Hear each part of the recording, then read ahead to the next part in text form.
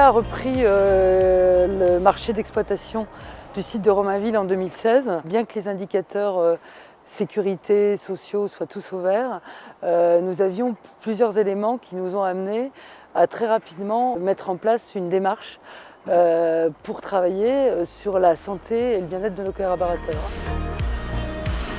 Partant de ce diagnostic qui avait été fait et sur lequel on a travaillé avec Synpic, ils ont été amenés à mettre en place toute une série de moyens d'action. La première, c'était de nommer des coachs ergo, c'est-à-dire des référents qui vont justement s'assurer sur un périmètre, un pool de salariés assez réduit, que l'ensemble des pratiques qui ont été adoptées ou recommandées soient bien appliquées. En tant que coach ergo, si je monte à la bascule, par exemple, que je vois un agent qui est vautré ou qui a mal positionné son écran, je vais aller lui rappeler et le conseiller. Moi, comme je suis chef de chantier, quand je vois les gens, comme des fois, ils utilisent son poste de travail, par exemple, un conducteur d'engin ou quelqu'un qui balaye sur le quai et tout ça, je vois le geste qu'il le fait, je le corrige. Attention, on ne fait pas comme ça, on fait comme ça. Après, tu vas avoir mal au dos. Des fois même, entre eux, ils se corrigent. Dans votre siège, c'est que vous ayez le dos qui soit bien calé, qu'il y ait un bon maintien au niveau des lombaires. La formation de coach ergo a été suivie par la mise en place d'une formation pour l'ensemble des collaborateurs qui leur ont permis d'intégrer les bonnes pratiques autour de notre concept d'économie de mouvement qui est vraiment de rendre le collaborateur acteur de sa prévention au quotidien. Au niveau des conducteurs d'engins, ce qui est intéressant, c'est qu'on a essayé de personnaliser l'approche en fonction du conducteur d'engin.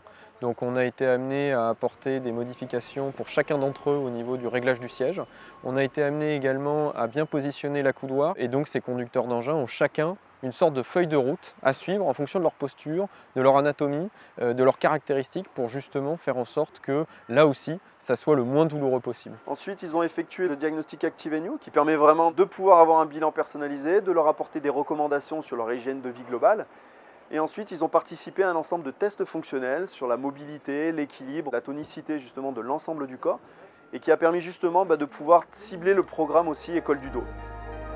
Ici, ils ont des tâches répétitives, ou alors ils sont souvent assis, ils ont des engins à conduire, donc ça amène certains troubles, ils ont souvent des soucis aux épaules, au dos. L'idée c'est de les éloigner de tout ça, en fait, des blessures, des accidents de travail et qu'ils se sentent mieux au quotidien. Donc dans la séance d'école du dos qu'on a tous les mardis, je mets du renforcement musculaire, du travail de souplesse et du travail postural aussi.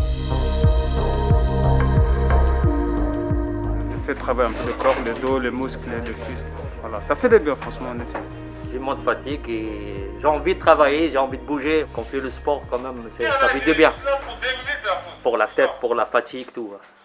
Les premiers résultats, on les a ressentis dès le début par la motivation et l'implication que chaque collaborateur a montré au travers du projet. C'est eux qui nous ont très rapidement réclamé les séances hebdomadaires d'école du dos pour être sûr qu'on poursuive la démarche. La période du Covid a été très compliquée, mais j'ai été agréablement surpris, même très agréablement surpris par la capacité de résilience de nos équipes ici à Romainville. Nous sommes 27 salariés et il a fallu que l'activité continue.